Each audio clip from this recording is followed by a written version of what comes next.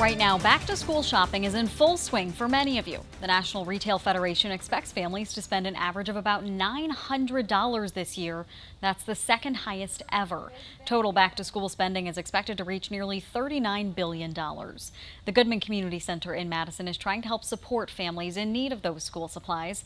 Kodichi Lawrence was there earlier today. She's got you covered on the collection going on now and this weekend. The Goodman Community Center is hosting a back-to-school drive this weekend. This initiative benefits families and students in need of back-to-school supplies like this. I always like to think about, what if you showed up to your job and you didn't have the resources, the supplies, the things that you needed to actually feel ready and confident to do a good job. That's what it is like for a kid.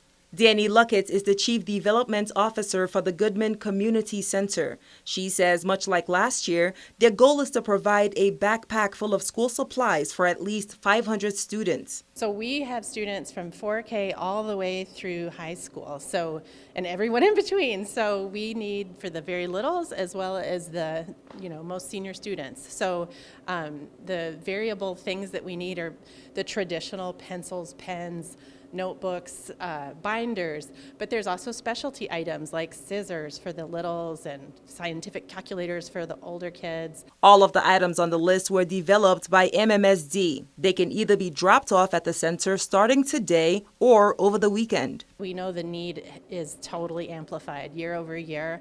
Our community is growing, the need is growing, and so just to ensure that we have enough to supply every kid, we set our target. If we can exceed it, awesome, because we know that we can put those supplies to good use. To shop the wish list or for drop-off times, visit goodmancenter.org or WKOW.com. I'm in Madison right now. Kodichi Lawrence for 27 News.